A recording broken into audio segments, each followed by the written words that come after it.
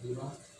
Eh, hindi na lang ito. Kaya nga, hindi mga pang-budget nyo. Pero huwag yung papalot kasi sobrang tingin talaga.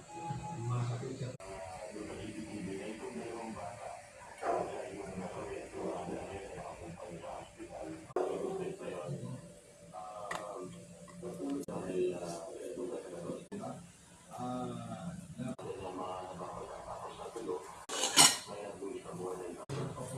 Lalo-lalo na yung ganito uli ng ay hindi pa ito nagagawa. Ano po ang posibilidad na gawin ito?